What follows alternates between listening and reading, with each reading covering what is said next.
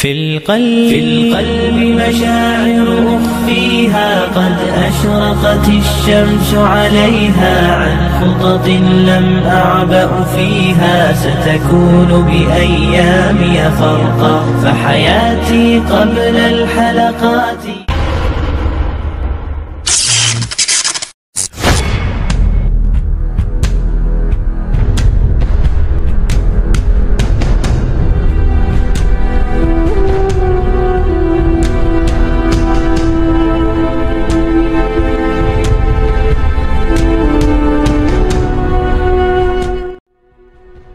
Assalamualaikum warahmatullahi wabarakatuh.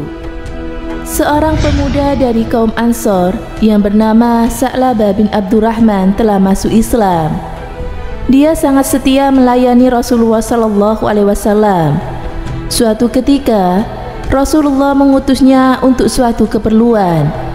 Dalam perjalanan, dia melewati rumah salah satu seorang Ansor, maka terlihat darinya seorang wanita Ansor yang sedang mandi. Dia takut akan turun wahyu kepada Rasulullah menyangkut perbuatannya itu, maka ia pun pergi kabur. Dia menuju ke sebuah gunung yang berada di antara Mekah dan Madinah dan terus mendakinya. Selama 40 hari Rasulullah kehilangan dia. Lalu malaikat Jibril alaihissalam turun kepada Nabi Muhammad dan berkata, "Wahai Muhammad, sesungguhnya Tuhanmu menyampaikan salam untukmu dan berfirman kepadamu, sesungguhnya seorang laki-laki dari umatmu berada di gunung dan sedang memohon perlindungan kepadaku." Maka Nabi SAW berkata, "Wahai Umar dan Salman, pergilah cari Sa'labah bin Abdurrahman, lalu bawa kemari." Keduanya pun lalu pergi menyusuri perbukitan Madinah. Dalam pencarian itu, mereka bertemu dengan salah seorang pengembala di Madinah yang bernama Dufafa. Umar berkata kepadanya, "Apakah engkau tahu seorang pemuda di antara perbukitan itu?" Pengembala itu pun menjawab, "Jangan-jangan yang engkau maksud adalah laki-laki yang lari dari neraka jahanam." "Bagaimana engkau tahu bahwa dia lari dari neraka jahanam?" tanya Umar.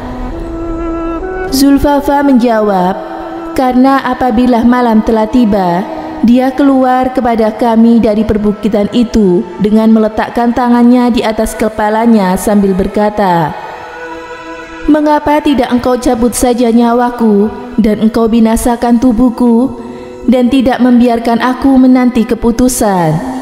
Ya, dialah yang kami maksud," tegas Umar. Akhirnya mereka bertiga pun pergi bersama-sama.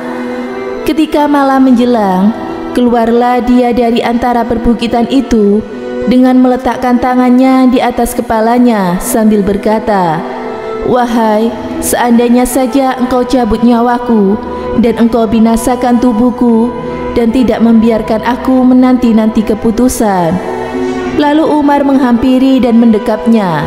Sa'labah berkata, "Wahai Umar, apakah Rasulullah telah mengetahui dosaku?" "Aku tidak tahu. Yang jelas kemarin beliau menyebut-nyebut namamu, lalu mengutus aku dan Salman untuk mencarimu." Sa'labah berkata, "Wahai Umar, jangan engkau bawa aku ke hadapan beliau, kecuali dia dalam keadaan sholat." Ketika mereka menemukan Rasulullah tengah sholat, Umar dan Salman segera mengisi shaf. Tatkala Sa'labah mendengar bacaan Nabi, dia tersungkur pingsan. Setelah Nabi mengucapkan salam, beliau bersabda, "Wahai Umar, Salman, apakah yang telah dilakukan oleh Sa'labah?" Keduanya menjawab, "Ini dia, wahai Rasulullah." Maka Rasulullah berdiri dan menggerak-gerakkan Sa'labah yang membuatnya tersadar. Rasulullah SAW berkata kepadanya, "Mengapa engkau menghilang dariku?" Sa'labah menjawab, "Dosaku ya Rasulullah." Beliau mengatakan, "Bukankah telah kuajarkan kepadamu suatu ayat yang dapat menghapus dosa-dosa dan kesalahan-kesalahan?" "Benar wahai Rasulullah." Rasulullah bersabda, "Katakan, ya Tuhan kami, Berikanlah kami kebahagiaan di dunia dan di akhirat, serta peliharalah kami dari azab neraka. Al-Quran Surat Al-Baqarah ayat 201. Sa'labah berkata, "Dosaku wahai Rasulullah sangat besar." Beliau bersabda, "Akan tetapi kalamullah lebih besar." Kemudian Rasulullah menyuruhnya agar pulang ke rumahnya. Di rumahnya dia jatuh sakit selama 8 hari. Mendengar Sa'labah sakit, Salman pun datang menghadap Rasulullah lalu berkata, "Wahai Rasulullah, masihkah engkau mengingat Sa'labah? Dia sekarang sedang sakit keras."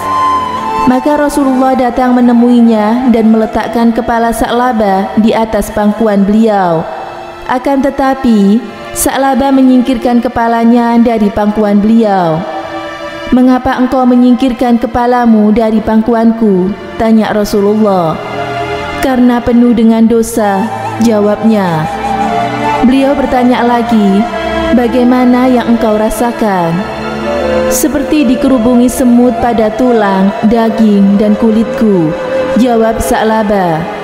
Beliau bertanya, "Apa yang engkau inginkan?"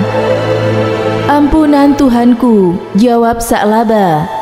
Maka turunlah malaikat Jibril dan berkata, "Wahai Nabi Muhammad, sesungguhnya Tuhanmu menyampaikan salam untukmu dan berfirman kepadamu, 'Kalau saja hambaku ini menemui aku dengan membawa sepenuh bumi kesalahan, niscaya aku akan menemui dia dengan ampunan sepenuh itu pula.'" Maka setelah Rasulullah SAW memberitahu hal itu kepadanya, mendengar berita itu, terpekiklah Sa'labah dan langsung ia meninggal. Lalu Rasulullah SAW memerintahkan agar Sa'labah segera dimandikan dan dikafani.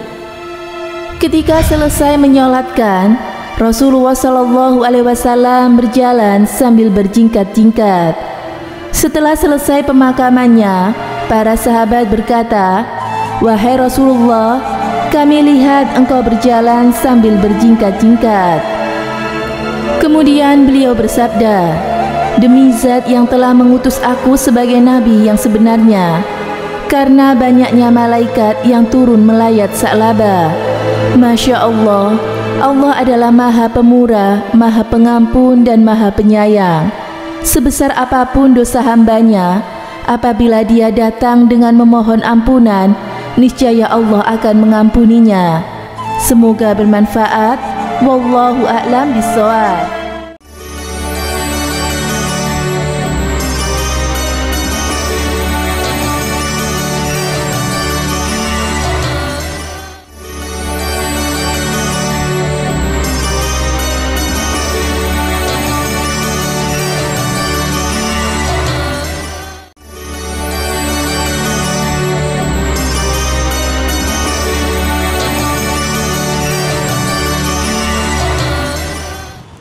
Assalamualaikum warahmatullahi wabarakatuh. Pemirsa Amirul Mukminin yang dirahmati Allah Subhanahu wa Ta'ala.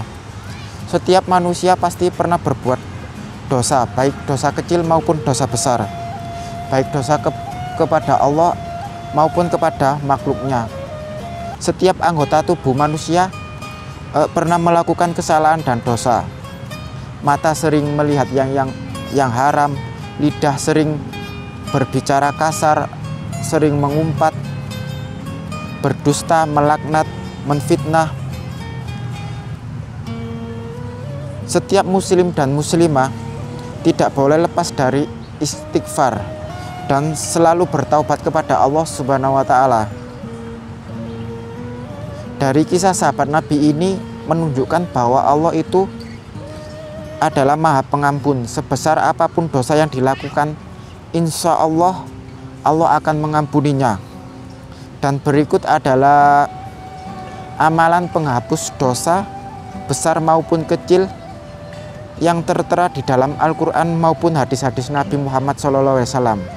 Yang pertama adalah selalu bertaubat. Yang kedua, berhenti melakukan perbuatan dosa besar maupun dosa kecil tersebut.